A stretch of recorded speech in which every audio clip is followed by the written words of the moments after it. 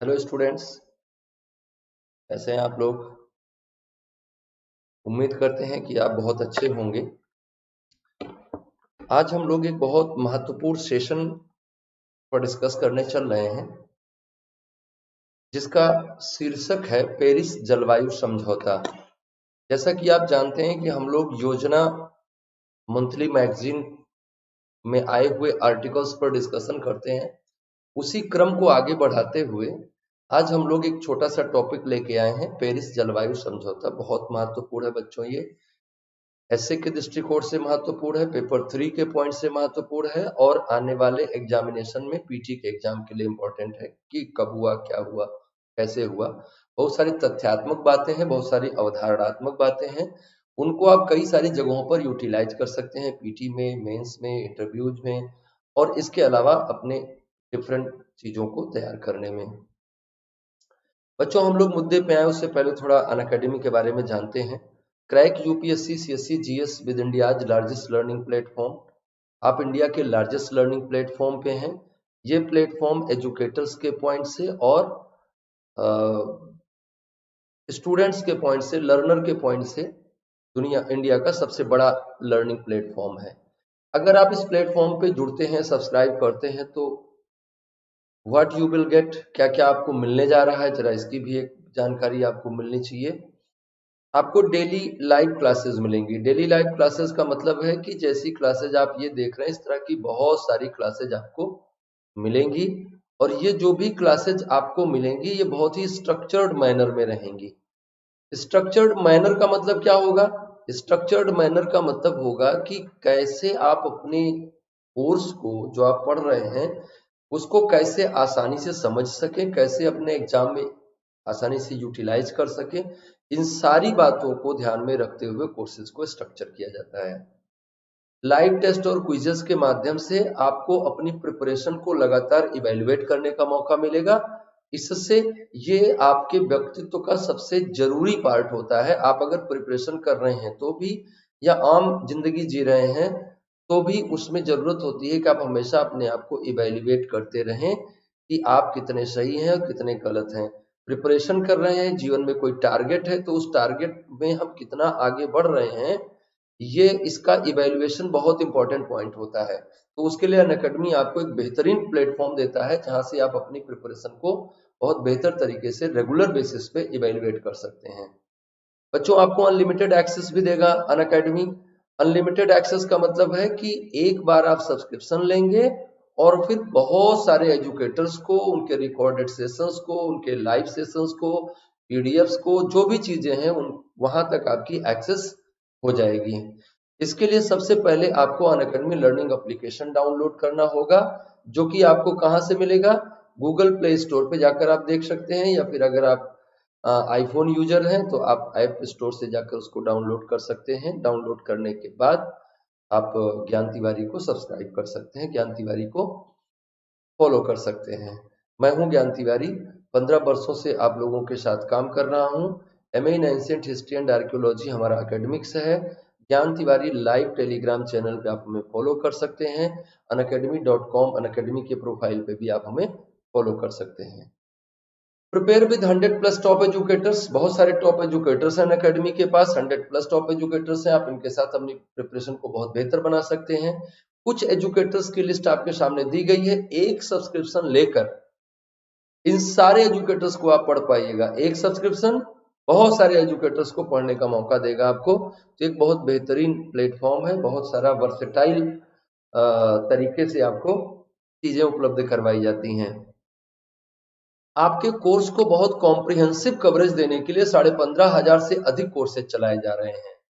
15,500 से अधिक कोर्सेज आपके सभी सब्जेक्ट को कवर करते हैं। जो भी आपके जीएस में पेपर है, जो भी आपका एसए का पेपर है, जो भी आपका ऑप्शनल है, सारी चीजों को ये कवर करने वाले कोर्सेज हैं। 15,500 से अधिक है, बहुत सारे नए कोर्सेज भी आ रहे हैं। एक सब्सक्रिप्शन के द्वारा इन सारे कोर्सेज तक आपकी पहुंच बन जाएगी। अगर आप सब्सक्रिप्शन लेना चाहते हैं तो फिर क्या कर सकते हैं आप? आपके पास दो प्लान है, आप प्लस में जा सकते हैं या फिर आप आइकॉनिक में जा सकते हैं। अगर आप प्लस में जाते हैं तो आपको कुछ चीजें मिलेंगी, जैसे टेस्ट सीरीज मिलेगी, जैसे अनलिमिटेड प्रैक्टिस मिलेगा, स्ट्रक्चर्ड शेड्यूल मिलेगा, कुछ चीजें आपको लाइव क्लासेस मिलेंगी, ये चीजें आपको प्लस में मिलेंगी। लेकिन निश्चित तौर पर आइकॉनिक कुछ ऐसी चीजें आपके लिए देता है जो आपकी प्रिपरेशन को बहुत बेहतर बनाती हैं और बहुत आवश्यक होती हैं आपको अपने प्रिपरेशन को अप टू द मार्क करने के लिए। वो क्या है? वो है एक कोच मिलेगा आपको जो हमेशा आपको गाइड करते रहेगा। Daily mains question and answer practice मिलेगी आपको, स्टडी प्लानर मिलेगा, पर्सनलाइज्ड फीडबैक मिलेगा। तो ये सारी चीजें रेगुलर बेसिस पे आपको बहुत हेल्प करती रहेंगी। अब बच्चों हम लोग जरा फीस भी देख लेते हैं कि क्या फीस हमको देना होगा। अगर आप प्लस में जाते हैं तो आपको प्लस में जाने के लिए 1 महीने से लेकर 36 मंथ तक का प्लान बताया गया है, जिसमें 9,000 से लेकर 90,000 तक की फी बताई गई है। किसी भी प्लान में आपको 10% का डिस्काउंट मिल जाएगा। इनमें से कोई भी फीस यहाँ पे जो लिखी है वो ये हो जाएगी आफ्टर द डिस्काउंट ऑफ 10%। और इस डिस्काउंट को अवेल करने के लिए आपको हमारा रेफरल कोड ज्ञान यूज करना होगा। एक रेफरल कोड यूज करना होगा, आप हमारा रेफरल कोड ज्ञान यूज करेंगे। ये जो सब्सक्रिप्शन लेना है ये आपको कम से कम 12 महीने से 24 महीने का लेना चाहिए ताकि पूरा सीएस का सिलेबस आप आसानी से कवर कर सकें। अगर आप आइकॉनिक में जाते हैं तो उसकी फीस कुछ इस तरह से है और इनमें भी किसी भी फीस में आपको 10% का डिस्काउंट मिलेगा। इस डिस्काउंट को अवेल करने के लिए आपको एक रेफरल कोड की जरूरत पड़ेगी। आप हमारा रेफरल कोड ज्ञान यूज करेंगे, आफ्टर द डिस्काउंट फीस ये हो जाएगी, कम हो जाएगी। अगर आप ऑप्शनल चैनल पे जाना चाहते हैं, ऑप्शनल में जाना चाहते हैं, ऑप्शनल सब्सक्रिप्शन चाहते हैं, तो ऑप्शनल की तैयारी के लिए एक बहुत बेहतर ऑप्शन है आपके पास, जिसमें आप देख रहे हैं कि 5,000 से लेकर और 50,000 तक का फीस बताया गया है। इसमें 1 महीने से लेकर 36 महीने तक का है। कम से कम 12 महीने का सब्सक्रिप्शन आपको लेना चाहिए जिससे आपका सिलेबस पूरी तरह से कवर हो सके। इसमें भी 10% का डिस्काउंट है। डिस्काउंट के बाद फीस आपकी घटकर ये हो जाएगी और इस फीस तक पहुंचने के लिए आपको एक रेफरल कोड की जरूरत पड़ती है। वो आप हमारा रेफरल कोड ज्ञान यूज करेंगे। बच्चों जैसा कि हम जानते हैं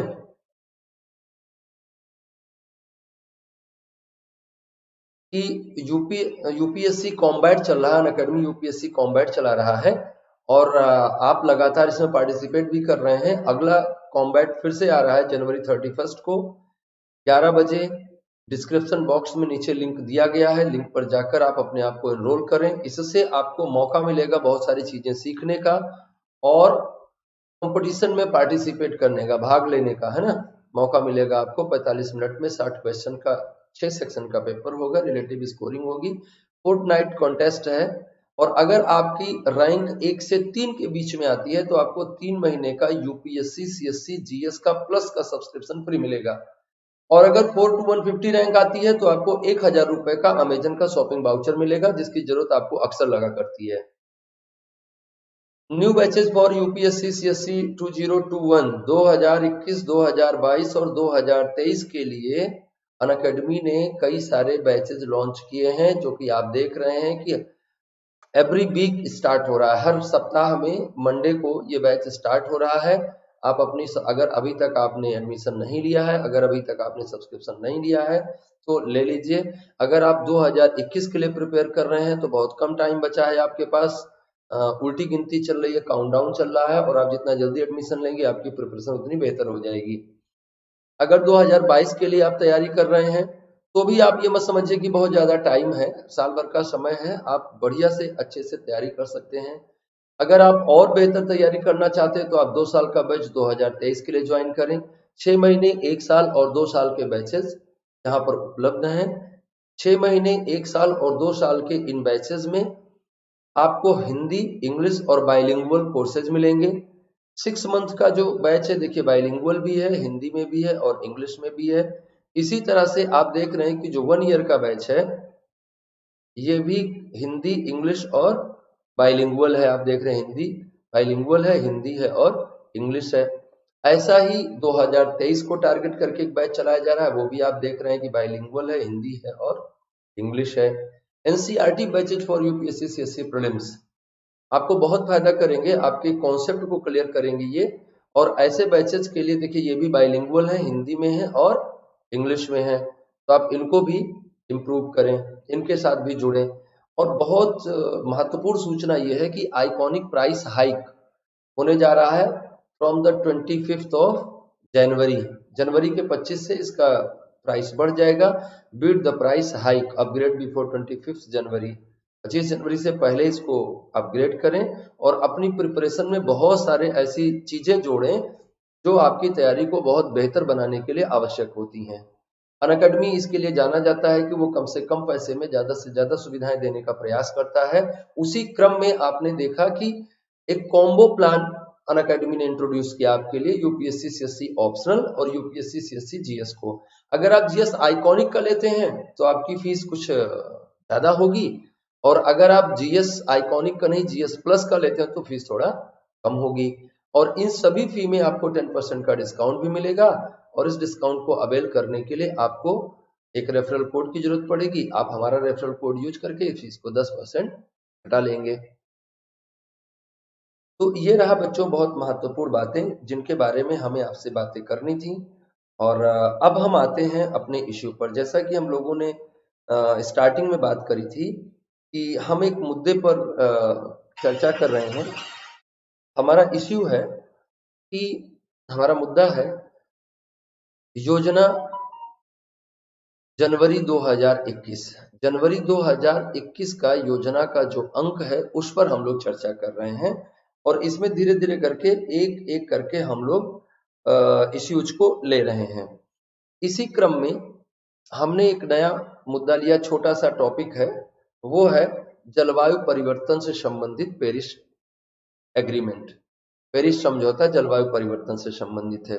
बहुत महत्वपूर्ण मुद्दा है ये, आपके लिए निबंध की दृष्टि से महत्वपूर्ण है, पेपर 3 के दृष्टिकोण से महत्वपूर्ण है, साइंस टेक्नोलॉजी इन्वायरमेंट इश्यूज के माध्यम से के लिए बहुत महत्वपूर्ण है।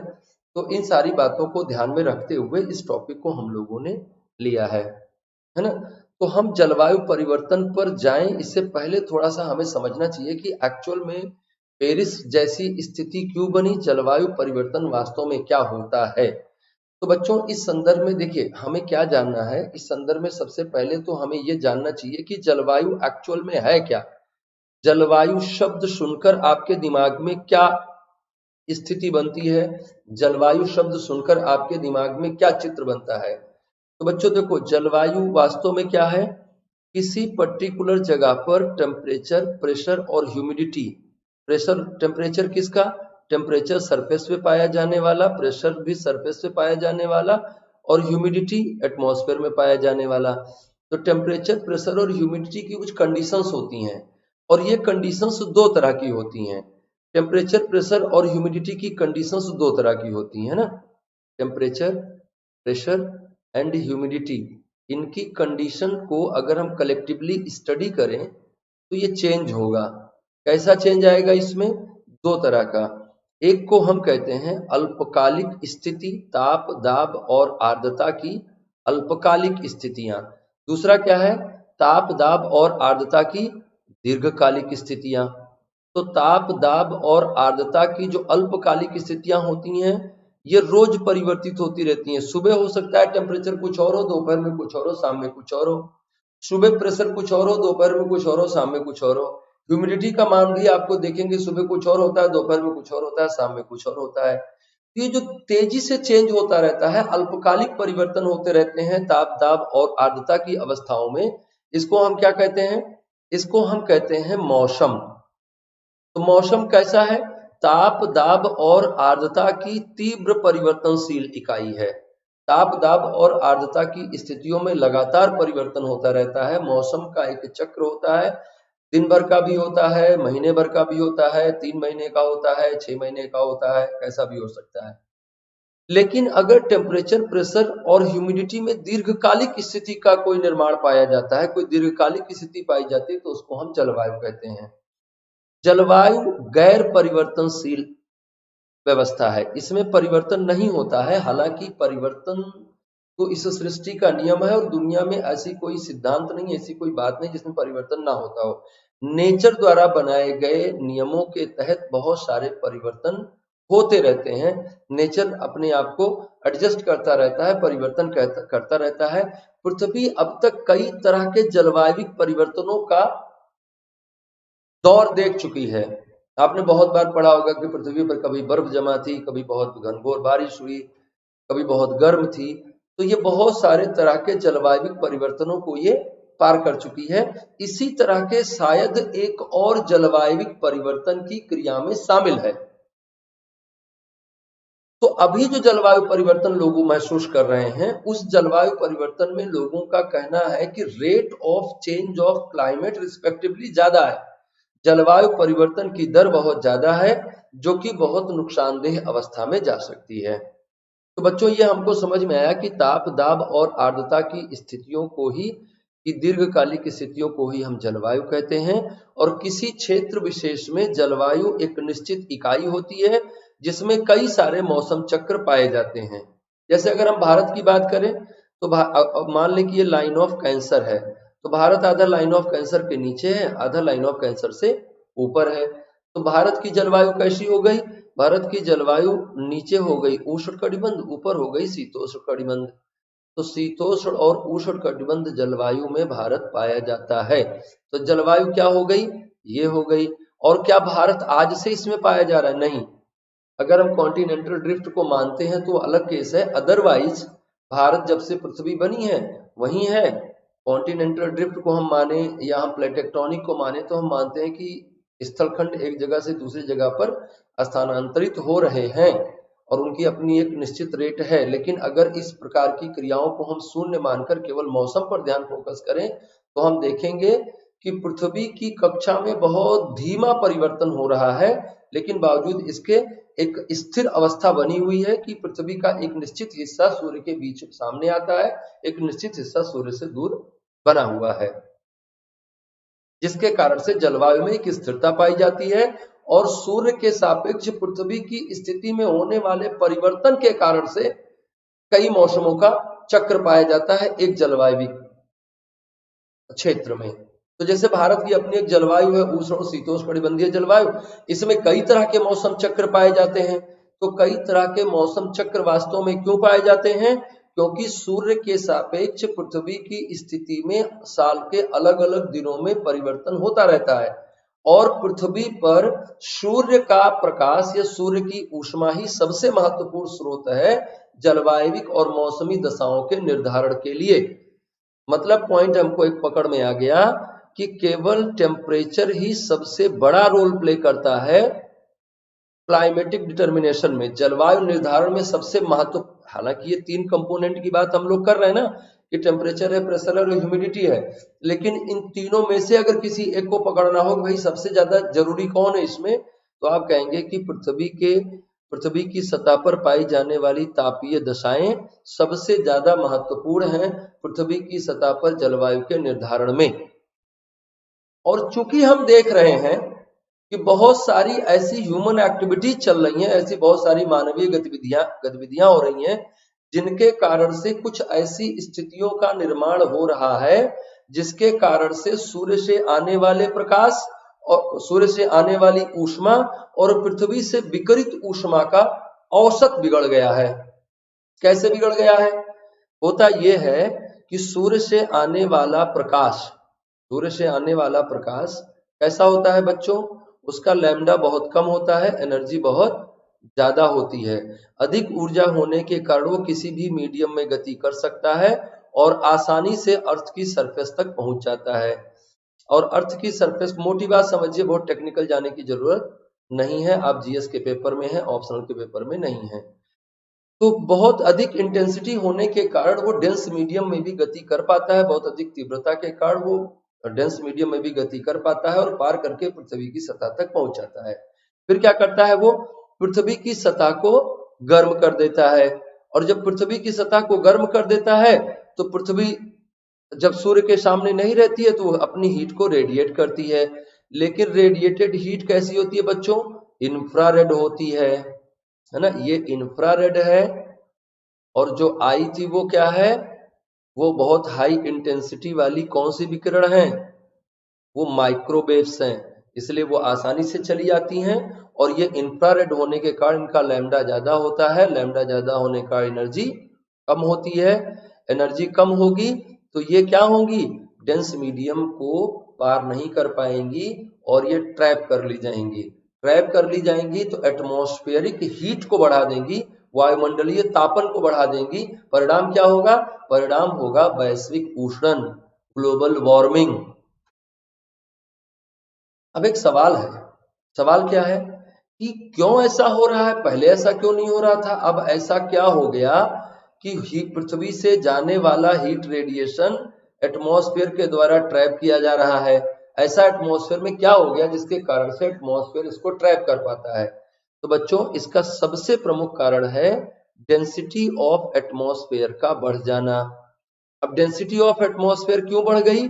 डेंसिटी ऑफ एटमॉस्फेयर इसलिए बढ़ गई क्योंकि कुछ भारी गैसों का उत्सर्जन ज्यादा होने लगा और वो एटमॉस्फेयर की निचली लेयर में जमा होकर वायुमंडल की सघनता में वृद्धि कर देती हैं, जिसके कारण से पृथ्वी से निकलने वाले अवरक्त विकिरण वायुमंडल को पार नहीं कर पाते, वायुमंडल में रह जाते हैं, जिसके कारण से पृथ्वी के औसत तापमान में लगातार वृद्धि हो रही है। कौन है ये अनचाहे मेहमान? ये है कार्बन डाइऑक्साइड, ये है methane, nitrous oxide, sulphur dioxide, sulphur trioxide, बहुत सारे और इस तरह की गैसेज हैं, क्लोरोफ्लोरोकार्बन, हेक्साफ्लोरोकार्बन, परफ्लोरोकार्बन, बहुत सारे इस तरह की गैसेज हैं जिनकी मात्रा लगातार हमारे वायुमंडल में बढ़ती जा रही है, जिसके कारण से एटमॉस्फेरिक डेंसिटी बढ़ रही है और ग्लोबल वार्मिंग या वैश्विक उष्णन जैसी घटना हो रही है। तो क्या करें इसको रोकने के लिए? इसको रोकने के लिए हम सबसे पहला काम ये करें कि हम इन गैसों के, भाई देखिए, दो रास्ते हैं। रास्ता नंबर एक, हम क्या करें? इन गैसों के उत्सर्जन में कटौती करें, उत्सर्जन में कटौती करें। दूसरा क्या कर सकते हैं? इनका कंजप्शन बढ़ाएं। कंजप्शन बढ़ाएं का मतलब क्या है? कार्बन श्रिंक तैयार करें, है ना?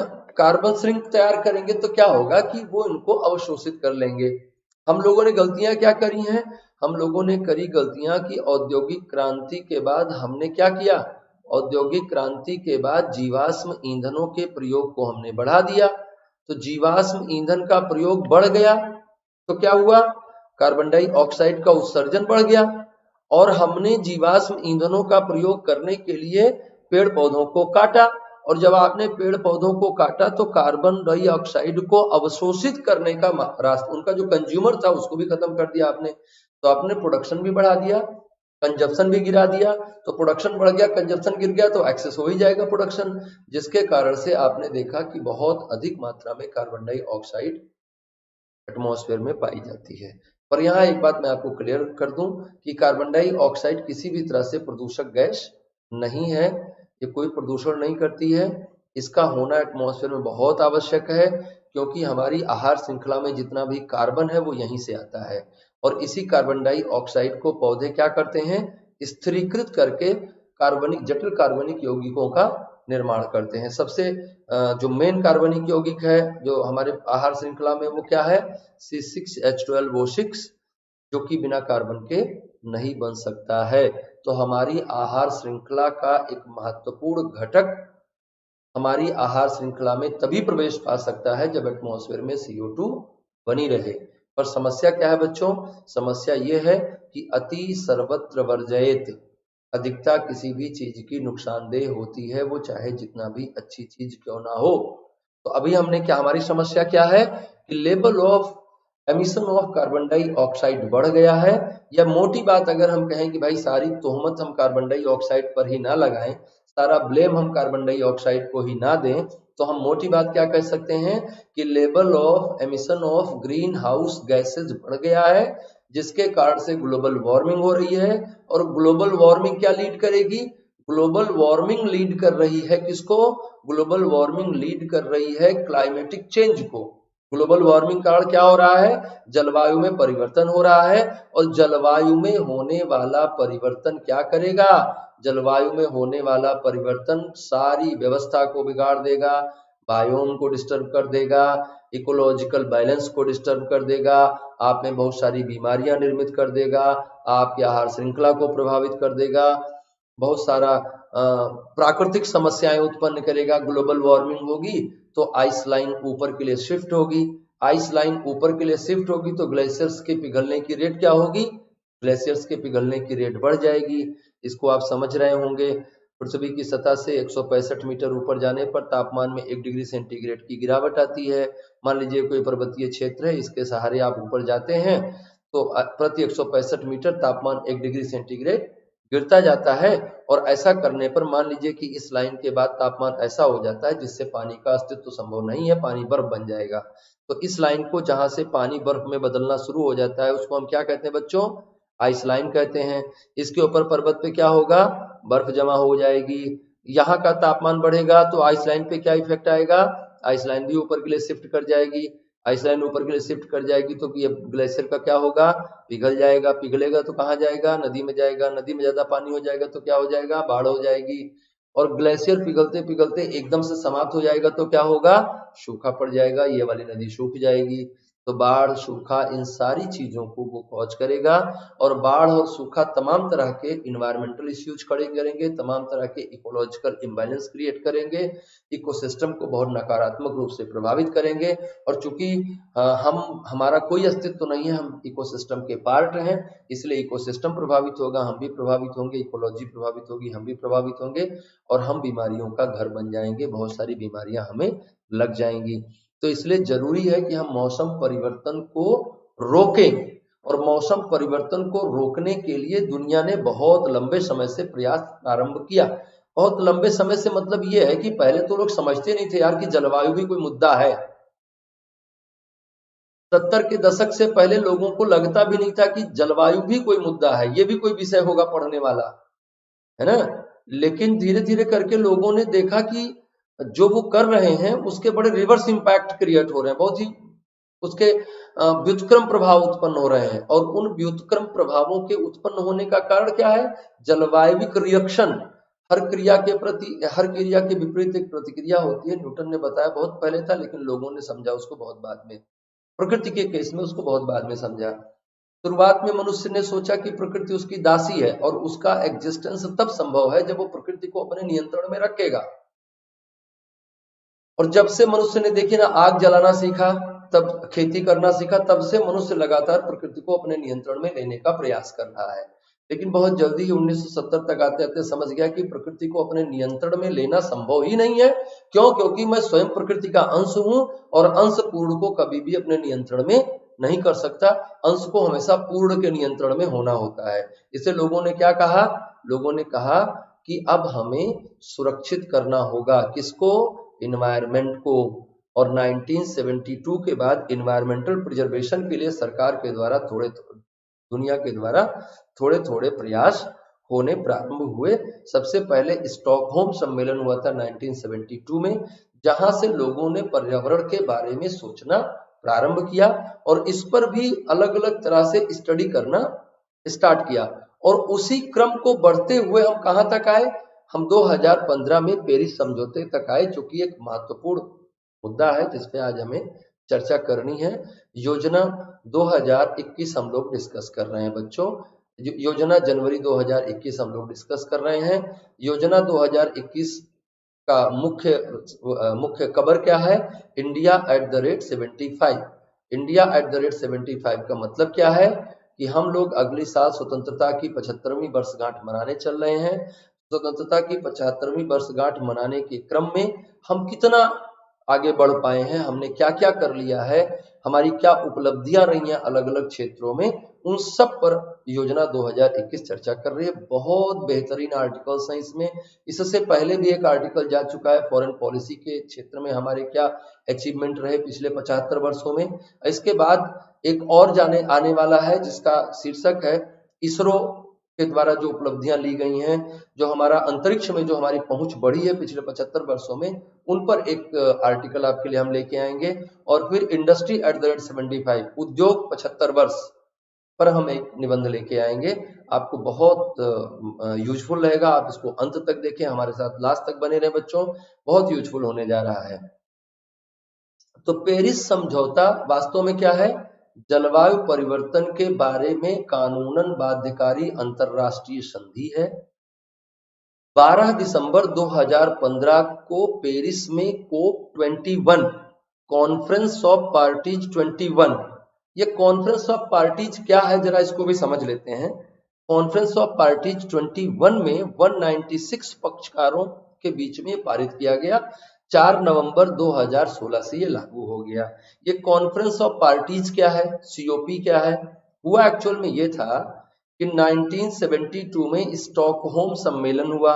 स्टॉकहोम सम्मेलन के बाद लोगों का ध्यान गया कि भैया जलवायु परिवर्तन भी कोई एक समस्या है और हमें इस पर कुछ चर्चा करनी चाहिए।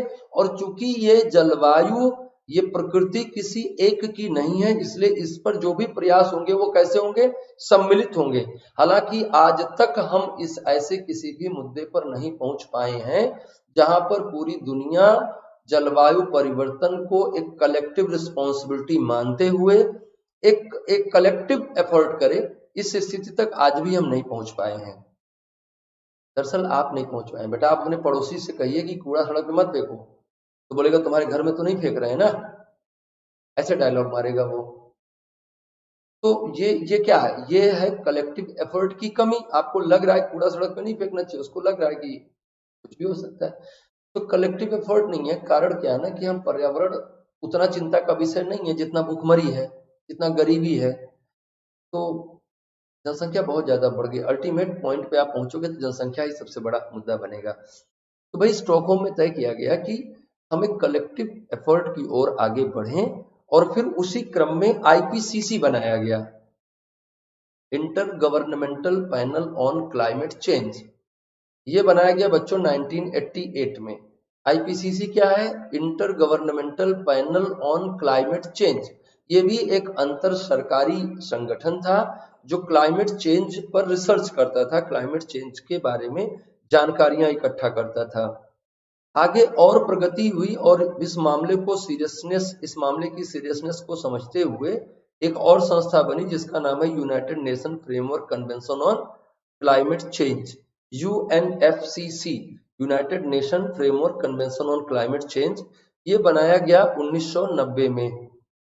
जब ये बना तो उसके बाद रियो डी जेनेरियो हुआ, जो कि बहुत ऐतिहासिक समझौता हुआ, हम उसके डिटेल में आज नहीं जाएंगे। रियो डी जेनेरियो कब हुआ बच्चों, 1992 में। पृथ्वी सम्मेलन के नाम से फेमस है, रियो डी जेनेरियो हुआ। और रियो डी जेनेरियो के बाद यूएनएफसीसी जो है 1994 में पूरी तरह से एग्जिस्टेंस में आया। और 1994 में United nation framework convention on climate change के अस्तित्व में आने के बाद इसने हर साल उन लोगों की मीटिंग करवाना प्रारंभ किया जो यूएनएफसीसी के पार्ट हैं। और उनको क्या कहा, जो यूएनएफसीसी के पार्ट हैं उन्हीं को क्या माना गया कि they are parties in the reference of study of climate change. जलवायु परिवर्तन के अध्ययन में इन्हीं को क्या माना जाएगा, पार्टी माना जाएगा। और इन्हीं के बीच में कोई भी समझौता वार्ता संपन्न की जाएगी। तो इसीलिए उस पार्टी को, उस बैठक को क्या कहा जाता है, कॉन्फ्रेंस ऑफ पार्टीज कहा जाता है, सीओपी कहा जाता है ना। तभी से जलवायु परिवर्तन के लिए भाग लेने वाले United nation framework convention on climate change के सदस्य राष्ट्रों को कॉन्फ्रेंस ऑफ पार्टीज कहा जाने लगा। पहला कॉन्फ्रेंस ऑफ पार्टीज जो है अप्रैल 1995 में आयोजित किया गया। उसके बाद से फिर हम लोग कहां पहुंच गए, 2015 में 21वें कॉन्फ्रेंस में पहुंच गए, 21वें कॉन्फ्रेंस ऑफ पार्टी में पहुंच गए। 1995 में पहला हुआ था, तो आप अनुमान लगा लीजिए कि हर साल एक होते होते 2015 तक आप 21वें में पहुंच गए। तो कॉन्फ्रेंस ऑफ पार्टीज 21 में, जो कि पेरिस में आयोजित किया गया, एक बाध्यकारी अंतरराष्ट्रीय संधि हुई जिसका उद्देश्य जलवायु परिवर्तन को प्रभावित करने वाले कारकों पर काम करना था। कैसे, जरा इसको भी आगे समझते हैं। इसका लक्ष्य वैश्विक ऊष्मन के संदर्भ में, वैश्विक ऊष्मन के स्तर में पूर्व औद्योगिक स्तर की तुलना में 2 डिग्री सेल्सियस से नीचे, बल्कि हो सके तो 1.5 डिग्री सेल्सियस की कमी लानी है। 1.5 से 2 डिग्री सेल्सियस की कमी लानी है। कब से, पूर्व औद्योगिक स्तर की तुलना में। मतलब आज हमारा जो तापमान है और जो पूर्व औद्योगिकरण का तापमान था, आज के तापमान को हमें 2 डिग्री सेल्सियस नीचे लाना है। तापमान कम करने के इस दीर्घकालिक लक्ष्य की प्राप्ति के लिए संबद्ध देशों को जल्दी से जल्दी अपने ग्रीन हाउस गैसों के उत्सर्जन के स्तर की तय सीमाओं पर अमल करना होगा। जैसा कि पीछे हम लोगों ने डिस्कशन किया कि अगर आपको ग्लोबल वार्मिंग कम करनी है तो सिर्फ एक रास्ता है कि आपको ग्रीन हाउस गैसेस के एमिशन रेट को कम करना होगा। अब ग्रीन हाउस गैसेस के एमिशन रेट को कम करने के बच्चों दो रास्ते हैं। एक तो आप ऐसी तकनीकी ढूंढ लें जिससे कार्बन उत्सर्जन ना हो रहा हो। तो बच्चों ये तो संभव ही नहीं है कि आप ऑक्सीडेशन करें और वो कार्बन का ऑक्सीजन के साथ बॉन्डिंग हो और कोई मटेरियल ना बने। ये तो आप कह रहे हैं कि ये अगर आप ऐसा सोच रहे हैं तो आप कह रहे हैं कि प्रकृति के नियम का उल्लंघन करना चाह रहे हैं। ऊर्जा बनने के लिए और कंबसन ऑक्सीजन के बिना हो नहीं सकता। कार्बन डाइऑक्साइड या तो कार्बन मोनोऑक्साइड बनेगा ही बनेगा, चाहे जिस तरह का कंबसन आप करवा लो। तो बच्चों मेरी बात समझो, तो तकनीकी क्या ढूंढी जा सकती है कि उसको हम सीधे एटमॉस्फेयर में ना जाने दें, रोक के कुछ और तरीके से उसको डंप करें या किसी और तरीके से उसको हम यूटिलाइज कर लें या क्या कर लें, वो आगे तकनीकी विकास पर निर्भर करेगा। तो एक रास्ता तो आपके पास ये है कि आप ऐसा कोई तकनीकी विकसित करें जिससे कम से कम कार्बन डाइऑक्साइड का उत्सर्जन हो और उत्सर्जित कार्बन डाइऑक्साइड जो है वो डंप कर ली जाए और बाद में कुछ उसका इस तरह से ट्रीटमेंट किया जाए जिससे वो एटमॉस्फेयर को न्यूनतम नुकसान पहुंचा पाए या न नुकसान पहुंचा पाए। दूसरा रास्ता बच्चों क्या है? दूसरा रास्ता है एमिशन को कट करना। एमिशन कट करने के लिए आपको क्या करना पड़ेगा? डी इंडस्ट्रियलाइज करना पड़ेगा, भी औद्योगिकृत करना पड़ेगा अपनी अर्थव्यवस्था को। और भी औद्योगिकरण क्या करेगा? ये गरीबी को बढ़ा देगा, भुखमरी को बढ़ा देगा, बेरोजगारी को बढ़ा देगा। तो क्या ये ठीक रहेगा? ये बिल्कुल ठीक नहीं रहेगा।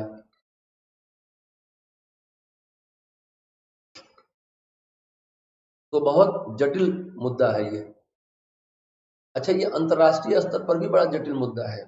ये मुद्दा सिर्फ पर्यावरण का नहीं, जो देशों के बीच में तमाम तरह की बातें होती हैं और एक देश बिदक के उधर भाग जाता है, एक देश बिदक के उधर भाग जाता है। विकासशील और विकसित देशों के बीच में आप देख रहे हैं कि जलवायु मुद्दों को लेकर लगातार एक संघर्ष की स्थिति बनी हुई है। तो रीजन उसका है कि कहीं जलवायु के आड़ में कोई आगे निकल जाए, कोई पीछे निकल जाए। अभी भी लोग सीरियसली समझ नहीं रहे हैं समस्या कितनी जटिल है। बच्चों देखो फिर, तो क्या कह रहे हैं कि तापमान कम करने के इस दीर्घकालीन लक्ष्य की प्राप्ति के लिए संबद्ध देशों को जल्दी से जल्दी अपने ग्रीन हाउस गैसों के उत्सर्जन के स्तर की तय सीमाओं पर अमल करना होगा ताकि 21वीं सदी के मध्य तक विश्व के तापमान में वृद्धि का दौर समाप्त हो जाए। पेरिस समझौता बहुपक्षीय जलवायु परिवर्तन में बेहद महत्वपूर्ण पड़ाव है, क्योंकि पहली बार ऐसा बाध्यकारी करार हुआ है जिसके तहत सभी देश जलवायु परिवर्तन पर अंकुश लगाने के लिए बड़े प्रयास करने और इसके अनुरूप कदम उठाने के समान लक्ष्य की प्राप्ति के लिए एकजुट हुए हैं। अब सवाल यह है कि पेरिस समझौता क्या है, ये समझ गए। पेरिस समझौता COP21 बैठक हुई पेरिस में 2015 के दिसंबर महीने में, जिसमें 196 देश इस बात के लिए सहमत हुए कि हम सारे लोग मिलकर ग्रीन हाउस गैसेज के उत्सर्जन स्तर को कम करेंगे, जिसका उद्देश्य होगा कि 21वीं शताब्दी के अर्धांश तक जाते जाते हम जलवायु परिवर्तन के लिए सबसे ज्यादा जिम्मेदार कारक भूमंडलीय तापन के प्रभाव को समाप्त कर देंगे पृथ्वी की सतह से। बहुत बड़ी बात कह दी आपने। कैसे इम्प्लीमेंट करोगे? सब लोग कर पाओगे कि नहीं कर पाओगे? देखो ना, अमेरिका भी धक्के बाहर खड़ा हुआ। तो क्या है मुद्दे, कैसे हैं, कैसे इसको इम्प्लीमेंट करेंगे, इस पर भी बात करते हैं।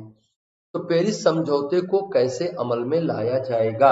ये घोषणा सुनने में तो बहुत अच्छी लग रही है कि भाई ठीक है, हम 2050 तक पूरा ग्रीन हाउस गैस के एमिशन को कट करके और पूर्व औद्योगिकरण के स्तर तक पहुंचा देंगे और सारी समस्या ही खत्म हो जाएगी, जलवायु परिवर्तन का भय ही समाप्त हो जाएगा। तो ये कैसे हो पाएगा, जरा देखेंगे। आज का जो सीन है, वर्तमान समय का जो सीन है, आप देख ही रहे हो। अभी 2021 का एक समझौता, एक रिपोर्ट आई जिसे आप CCPI कहते हैं, CCPI, climate change performance index कहते हैं, जलवायु परिवर्तन प्रदर्शन सूचकांक। जलवायु परिवर्तन प्रदर्शन सूचकांक ये बताता है कि दुनिया के अलग अलग देश जलवायु परिवर्तन की समस्या से लड़ने के लिए क्या कर रहे हैं। ये एक संस्था है जर्मन वॉच और न्यू क्लाइमेट, और एक संस्था है क्लाइमेट एक्शन नेटवर्क। इनके मिले जुले प्रभाव का, इनके मिले जुले प्रयास से बनाया जाता है। कौन कौन सी संस्थाएं हैं बच्चों? एक संस्था है, इनके नाम जरूर याद रखेंगे आप, एक संस्था है जर्मन वॉच, दूसरा है क्लाइमेटिक एक्शन नेटवर्क, और तीसरा है न्यू क्लाइमेट। ये तीन संस्थाएं मिलकर एक जो है ग्लोबल रिपोर्ट बनाती हैं, जिसका नाम होता है क्लाइमेट चेंज परफॉर्मेंस इंडेक्स, जलवायु परिवर्तन प्रदर्शन सूचकांक। जलवायु परिवर्तन प्रदर्शन सूचकांक में इंडिया की रैंक 10th है, 10वीं है। मतलब कि ये दुनिया के उन 10 देशों में, ऊपर टॉप के उन 10 देशों में शामिल है जो अपने अपने देश में जलवायु परिवर्तन के लिए एक सार्थक प्रयास कर रहे हैं। बच्चों दुख की बात इसमें यह है कि जो जो पर्यावरण प्रदर्शन सूचकांक है उसमें रैंक 1 से लेकर रैंक 3 तक नील है। कोई भी देश रैंक 1 से लेकर रैंक 3 तक नहीं पहुंच पाया। मतलब कहने का यह है कि German watch, climatic action network और न्यू क्लाइमेट ने जो स्टैंडर्ड तय किया था कि भाई ये करने वाले को हम मानेंगे कि ये सबसे बेहतरीन परफॉर्मर है क्लाइमेटिक चेंज से निपटने के लिए, उस पर कोई खरा नहीं उतरा। तो 1 से 3 तक की रैंक क्या है? खाली है, और फिर 4 से शुरू हो रही है और 10वें पे इंडिया है। मतलब कि इंडिया टॉप 7 कंट्रीज में है जो कि क्लाइमेटिक चेंज से निपटने के लिए सरकारी प्रयास कर रहे हैं। हमारे एक पड़ोसी हैं, उनकी रैंक 33वीं है। और दुखद बात यह है कि ग्रीन हाउस गैसेज के एमिशन में वो नंबर 1 है। नाम तो आप जान ही गए होंगे, है ना, हमारे परम मित्र चीन। तो ये क्या है? ये 33वें रैंक पर हैं, और ग्रीन हाउस गैसेज के एमिशन में ये क्या है? ग्रीन हाउस गैसेज के एमिशन में रैंक 1 पर हैं। और क्लाइमेट चेंज परफॉर्मेंस इंडेक्स में कहाँ है? ये 33वें नंबर पे हैं। अब आप सोच सकते हैं कि इनके द्वारा जो क्लाइमेटिक चेंज से निपटने के लिए देशों को लामबंद किए जाने का प्रयास है वो कितना वास्तविक है, और कितना वो राजनीति से प्रेरित है, कितना वो वैश्विक अर्थव्यवस्था पर अपना नियंत्रण बनाने के भाव से प्रेरित है। जो विकासशील देशों और विकसित देशों के बीच में क्लाइमेटिक कंडीशंस से निपटने के लिए जो संघर्ष की स्थिति बनी हुई है, उसका एक बहुत बड़ा फैक्टर इकोनॉमिक है। अमेरिका के बाद चाइना जो है पूरा झंडाबरदारी करना चाह रहा है पूरे देश की, पूरी दुनिया की, कि भाई क्लाइमेटिक चेंज से निपटने के लिए हम आपका नेतृत्व करेंगे और विकसित देशों के विरुद्ध हम आपका साथ देंगे, और विकसित देशों को दबाव में लेंगे कि आप क्लाइमेटिक चेंज की घटना से निपटने के लिए आप जो है अपने यहाँ डिंडस्ट्रियलाइज करो, ग्रीन हाउस गैसेस को कट करो। निश्चित तौर पे ऐसा किया जाना चाहिए, मैं भी इसका समर्थक हूं, आप भी इसके समर्थक होंगे, क्योंकि पर्यावरण सबका एक है और जिसने ज्यादा प्रदूषण किया है उसकी जिम्मेदारी है। प्रदूषण किसने ज्यादा किया है? प्रदूषण ज्यादा विकासशील देशों ने किया है। जो औद्योगिकृत हो गए थे पहले, उन्होंने सब ज्यादा प्रदूषण किया है। झेल उसको हम लोग रहे हैं, सारे लोग रहे हैं। तो जिसने जितना ज्यादा प्रदूषण किया है उसकी उतनी ज्यादा जिम्मेदारी है। पर्यावरण को जिसने ज्यादा नुकसान पहुंचाया उसकी ज्यादा जिम्मेदारी है। तो विकसित देशों की ज्यादा जिम्मेदारी है। निश्चित तौर पर उनको इसके लिए बाध्य किया जाना चाहिए। लेकिन मिस्टर चाइना, आपको भी ऐसा करते हुए दिखना चाहिए। आपको भी अपनी जो क्लाइमेट चेंज परफॉर्मेंस इंडेक्स है उसमें आपको अपनी रैंक सुधारनी चाहिए। तो हम समझेंगे कि आपकी कथनी और करनी एक है। अदरवाइज हम समझेंगे कि आप अपने यहाँ तो किसी भी तरह से कोई कटौती नहीं करना चाह रहे हैं, और ये आपका प्रयास जो है वो बहुत सद्भावना से प्रेरित नहीं है, है ना। तो इस बात को आप समझिए। वर्तमान समय हम देख रहे हैं आप क्या स्थिति है, 33वें स्थान पे हैं, जो कि सबसे बड़े उत्सर्जक हैं। तो कैसे काम हो पाएगा? बहुत मुश्किल है। फिर भी देखते हैं कि क्या क्या करना होगा। पेरिस समझौते में क्या प्रावधान किए गए हैं, दुनिया क्या कर रही है, वो तो अलग पॉइंट है। हमें पेरिस समझौता समझना है कि पेरिस समझौते में बच्चों इसके लिए क्या व्यवस्था निर्मित की गई है। तो चलिए भाई आगे बढ़ते हैं। पेरिस समझौते को अमल में लाने हेतु उपलब्ध सर्वोत्तम वैज्ञानिक जानकारी पर आधारित आर्थिक और सामाजिक बदलाव लाए जाने जरूरी हैं। इसके अंतर्गत संबद्ध देशों को 5 साल तक निरंतर बढ़ते लक्ष्य के साथ जलवायु परिवर्तन की कार्य योजनाओं पर अमल करना होगा। इन देशों को 2020 तक राष्ट्रीय स्तर पर निर्धारित अपने अपने योगदानों की कार्य योजना प्रस्तुत करनी होगी। भारत सरकार ने प्रस्तुत कर दी है वो कार्य योजना, हालांकि वो हमारे यहाँ इस मुद्दे में डिस्कशन में नहीं है, उसको हम लोग किसी और दिन करेंगे। लेकिन भारत सरकार ने क्लाइमेटिक चेंज से निपटने के लिए जो एनडीसी तय करने थे उसको उसने तय कर दिया है। ये एनडीसी क्या है, यह है नेशनली डिटरमाइंड कंट्रीब्यूशंस। नेशनली, इनको भी आप नोट कर लें कहीं पे, है ना, नेशनली डिटरमाइंड कंट्रीब्यूशंस, मतलब कि राष्ट्रों द्वारा जलवायु परिवर्तन, ये तो एक अंतरराष्ट्रीय समझौता था।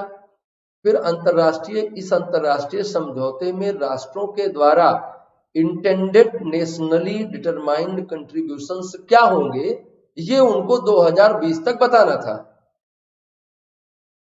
कैसे वो इसमें काम करेंगे, क्या एक्शन प्लान होगा, क्या वो डिटर्मिनेशंस ले रहे हैं, उनका अपना डिटर्मिनेशंस क्या है, कैसे वो कंट्रीब्यूट करेंगे इस पूरे प्रोग्राम में, वो उनको बताना था। तो अपने एनडीसी से संबद्ध देश पेरिस समझौते के लक्ष्यों के अनुरूप ग्रीन हाउस गैसों का उत्सर्जन कम करने के लिए भावी कार्यक्रमों का विवरण देते हैं। एनडीसी में क्या करते हैं, संबद्ध देश पेरिस समझौते के लक्ष्यों के अनुरूप ग्रीन हाउस गैसों का उत्सर्जन कम करने के लिए भावी कार्यक्रमों का विवरण देते हैं। बच्चों अंत तक बने रहिए, बहुत काम की चीजें चल रही हैं। विभिन्न स्थानों पर बढ़ते तापमान के प्रभावों का प्रतिरोध करने के लिए किए जाने वाले प्रयासों के बारे में भी देश अपने एनडीसी में जानकारी दे सकते हैं। विभिन्न स्थानों पर क्या बात कह रहा है ये, विभिन्न स्थानों पर बढ़ते तापमान के प्रभावों का प्रतिरोध करने के लिए क्या प्रयास किए जा रहे हैं। जैसे आप जानते हैं कि सभी जगहों पर तापमान बढ़ने की दर एक जैसी नहीं पाई जाती है, कहीं कहीं पर कुछ ऐसे जलवायु की दशाएं पाई जाती हैं जिनके कारण से तापमान बढ़ने की दर सामान्यतया ऊंची होती है। तो ऐसे कहां कहां पे ज्यादा है, और वहां जलवायु परिवर्तन, तापमान परिवर्तन से निपटने के लिए पर्टिकुलर देश क्या कर रहा है, वो अपने नेशनली डिटरमाइंड कंट्रीब्यूशन रिपोर्ट में उनको भी शामिल करता है। फिर आगे क्या बताया गया, इसको लागू करने के लिए क्या किया जाए, तो बताया गया कि भाई इसके लिए दीर्घकालिक कार्यनीतियां बनाई जाए। दीर्घकालिक कार्यनीतियां कैसे बनेगी, पेरिस समझौते में पक्षकार देशों से कहा गया है कि अपने अपने देशों के लिए ग्रीन हाउस गैसों का उत्सर्जन घटाने की दीर्घकालीन कार्यनीतियां, long term low emission development strategies, क्या कहा जाता है इनको, LTLED, इनको कहा जाता है LTLED, लॉन्ग टाइम लो एमिशन डेवलपमेंट स्ट्रेटेजीज, ऐसे लिखते हैं इनको, LTLEDs। तो LTLEDs बनाए, लॉन्ग टर्म पॉलिसी बनाए, डेवलपमेंट स्ट्रेटेजी ऐसी हो, यहाँ पे डेवलपमेंट स्ट्रेटेजी थोड़ा सा आप समझ जाएंगे तो आप बात को समझ पाएंगे। देखिए बच्चों, डेवलपमेंट स्ट्रेटेजी कैसी, जैसे आज हम क्या कहते हैं, हम स्थायी विकास पर बल देते हैं। क्या है स्थायी विकास, सतत विकास शब्द आपने सुना होगा, सस्टेनेबल डेवलपमेंट। क्या है सस्टेनेबल डेवलपमेंट, डेवलपमेंट सस्टेन हो, मतलब कि सस्टेन कैसे होगा डेवलपमेंट, आज हमने विकास किया बहुत तेजी से, लेकिन हमने विकास में उन चीजों को नुकसान पहुंचा दिया जो विकास के लिए बहुत आवश्यक संसाधन हैं। हमने अपनी विकास की रणनीति ऐसी बनाई जिससे हमने संसाधनों की गुणवत्ता को दुष्प्रभावित कर दिया। तो अगर हमने संसाधनों की गुणवत्ता को दुष्प्रभावित कर दिया तो क्या विकास किया हमने? हमने मान लीजिए कि 500 रुपए का विकास किया, 500 रुपए का हमने विकास किया, लेकिन इस विकास की प्रक्रिया में वायुमंडलीय प्रदूषण, हम एक पॉइंट को सिर्फ पकड़ रहे हैं, इसी एक पॉइंट को पकड़ रहे हैं कि मान लीजिए हमने 500 रुपए का डेवलपमेंट किया और 500 रुपए के डेवलपमेंट के दौरान हमने एटमॉस्फेयर में इस तरह से पोल्यूशन क्रिएट कर दिया जिससे बहुत सारे लोग बीमार हो गए और उनके लिए हमें हॉस्पिटल खुलवाने में 250 रुपए का खर्चा करना पड़ गया। तो हमारा जो ग्रीन जीडीपी आया वो क्या आया?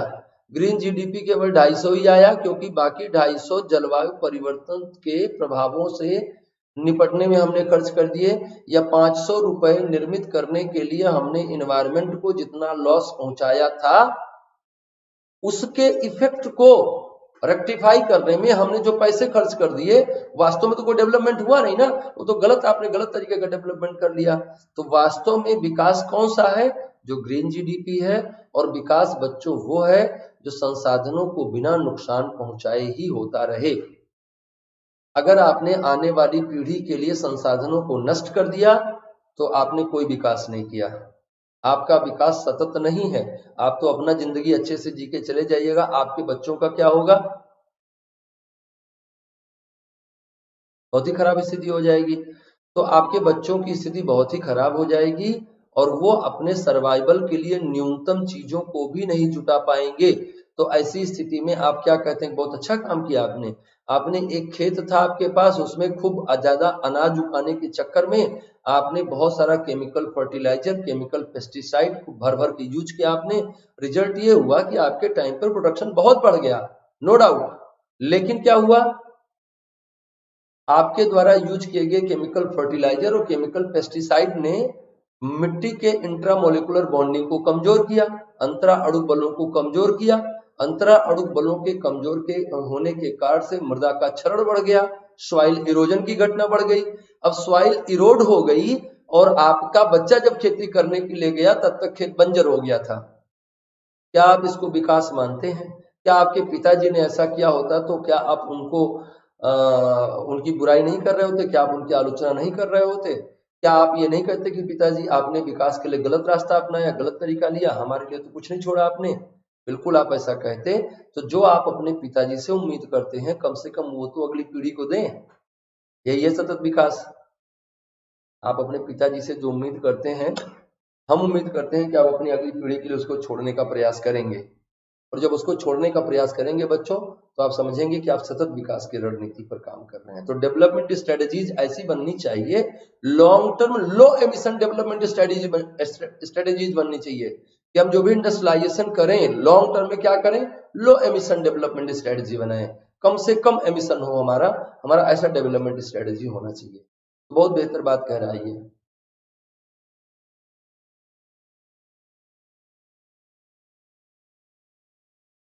हमारे साथ बच्चों अंत तक बने रहें, आपको बहुत सारी चीजें इसमें क्लियर हो जाएंगी आज, है ना।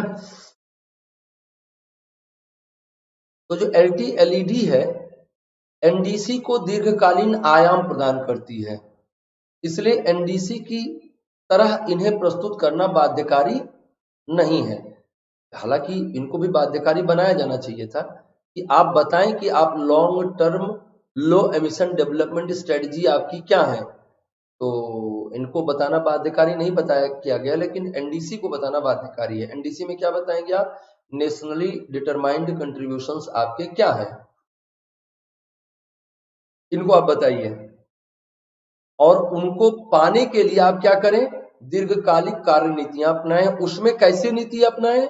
Long term low emission development strategy अपनाएं।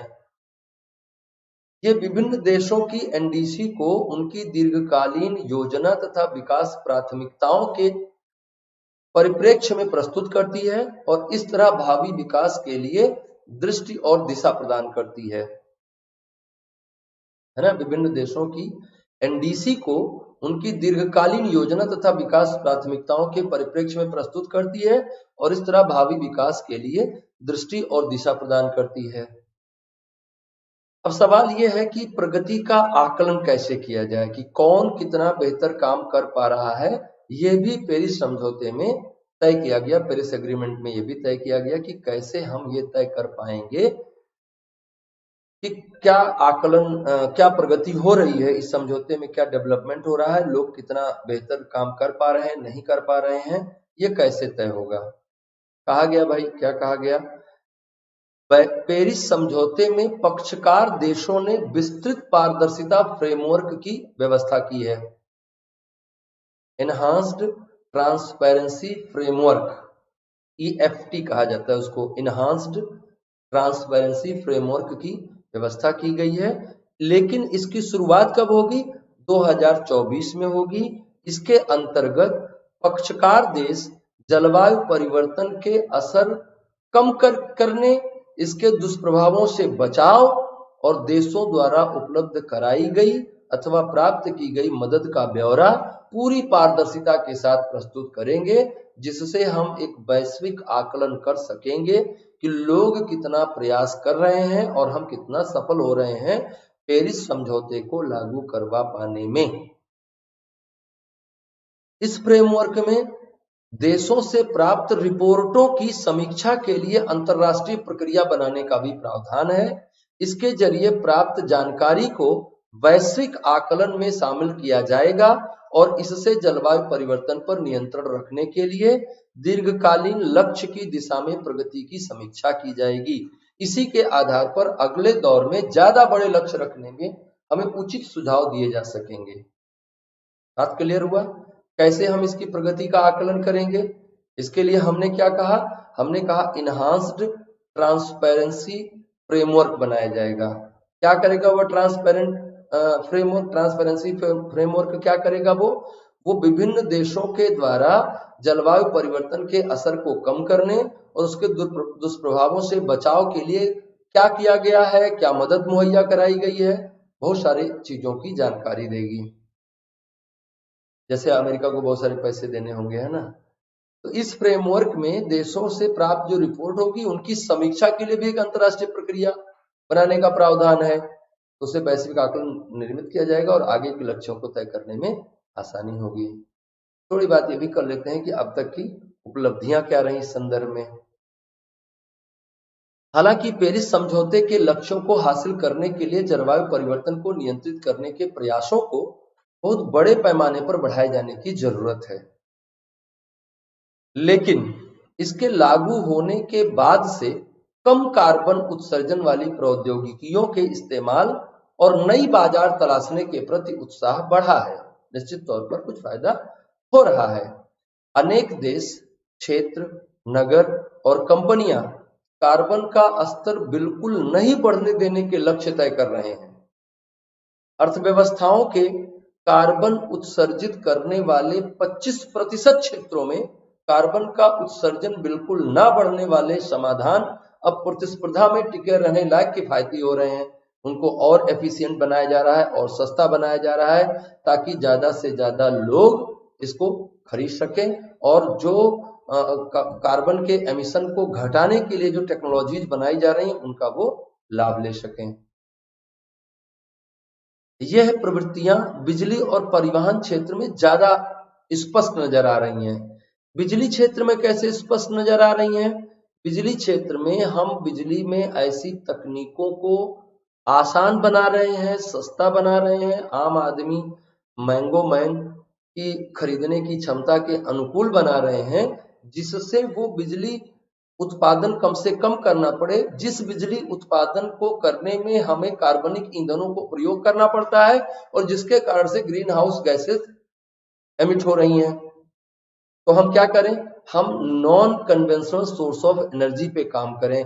जैसे हम क्या करें, सोलर एनर्जी पे काम करें। तो आपने देखा कि भारत सरकार सोलर एनर्जी के लिए कितने बड़े प्रोजेक्ट पे काम कर रही है ना। हम wind energy, geothermal energy, tidal energy, इस तरह के जो डिफरेंट सोर्स ऑफ एनर्जीज हैं जिनमें हमें किसी भी तरह के कार्बनिक जीवाश्मी ईंधनों पर निर्भर नहीं होना पड़ता है, उन पर हम काम करें, पहली बात। और दूसरी बात, हम ऐसी टेक्नोलॉजी यूज करें जिससे बिजली की खपत कम से कम हो। तो आप देख रहे हैं कि टाइम टाइम पे एलईडी और इस तरह के बल्ब आते रहते हैं, जिसके कारण से कम बिजली की खपत होगी, कम से कम बिजली उत्पादित करनी पड़ेगी, कम से कम जीवाश्म ईंधन का प्रयोग करना पड़ेगा, कम से कम उत्सर्जन होगा, कम से कम ग्लोबल वार्मिंग होगी, कम से कम जलवायु परिवर्तन होगा। Is it clear? दूसरा हम कहा कर रहे हैं, परिवहन क्षेत्र में। परिवहन क्षेत्र में भी हम ये प्रयास कर रहे हैं कि हमें जीवाश्मीय ईंधनों की उपयोगिता को कम करना पड़े, या जीवाश्मीय ईंधनों पर अपनी निर्भरता को कम करना पड़े। इसके लिए हम क्या कर रहे हैं, बैटरी वाले वाहन ले आ रहे हैं, सीएनजी वाले वाहन ले आ रहे हैं, है ना। इनसे क्या होगा, हमारे एटमॉस्फेयर प्रदूषण कम होगा। जो पेट्रोल से चलने वाले वाहन है, उसमें हम पेट्रोल की गुणवत्ता में इस तरह से परिवर्तन कर रहे हैं जिससे जो एमिटेड मटेरियल है वो कम से कम हार्मफुल हो। जैसे शीशा वगैरह उसमें यूज होता था, अब नहीं हो रहा है।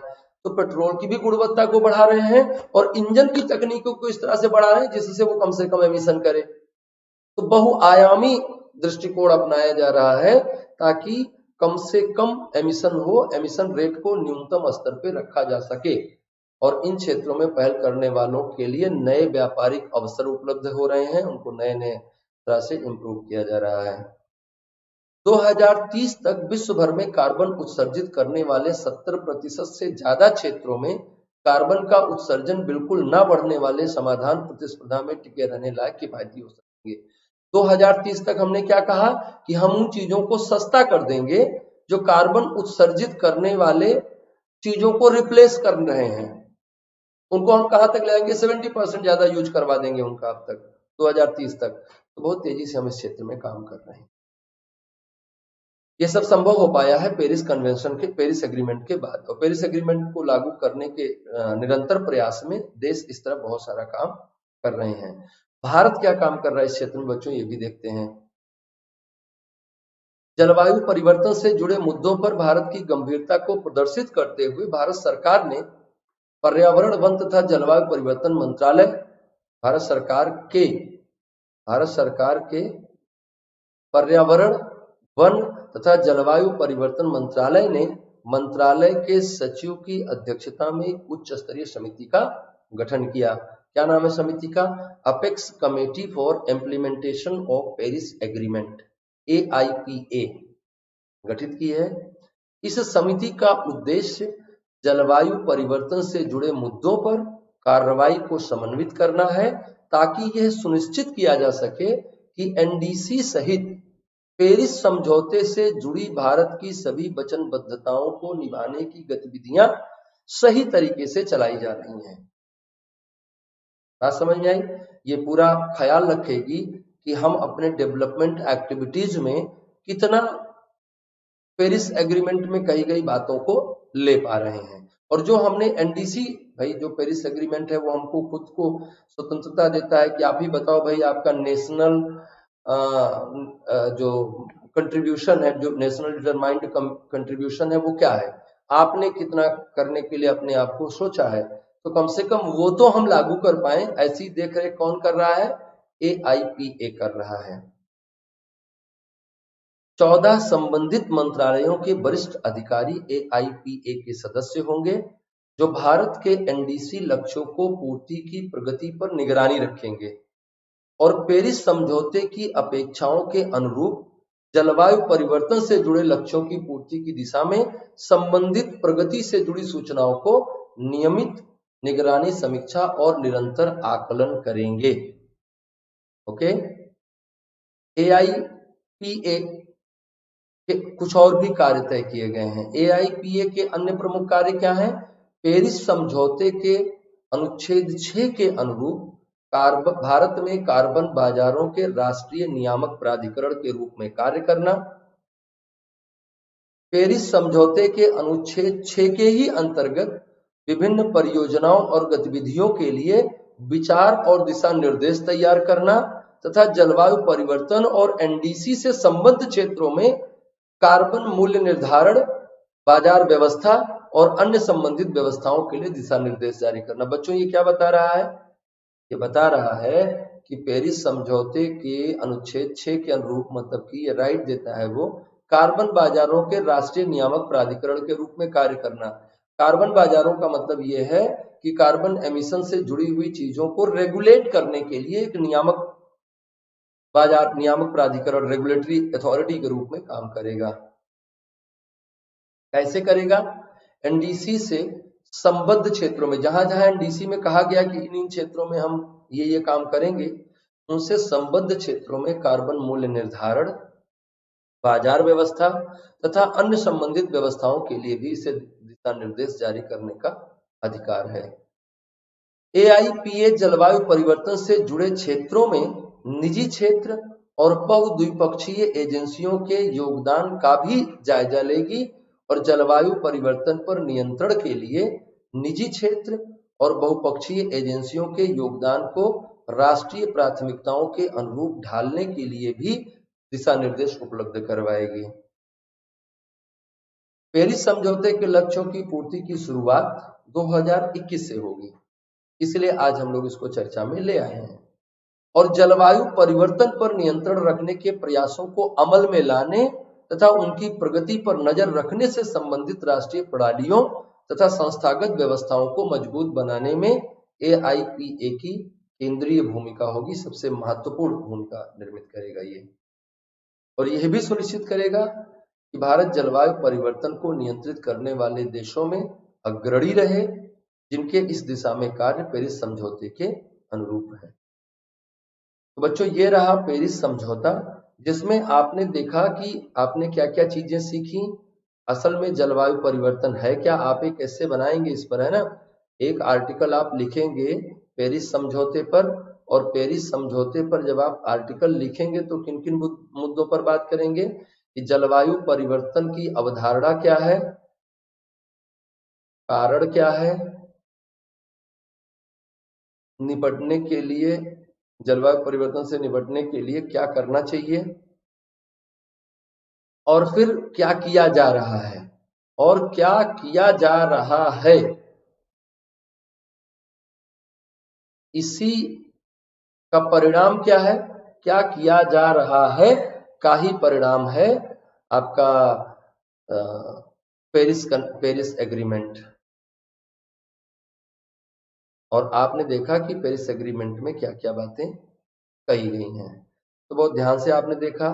इस वीडियो को और भी देखिएगा, लाइक करिए, शेयर करिए, सब्सक्राइब करिए, अनअकैडमी के एजुकेशन रिवॉल्यूशन से जुड़िए और अपनी तैयारी को बहुत बेहतर करने के लिए प्लस और आइकॉनिक का सब्सक्रिप्शन लीजिए।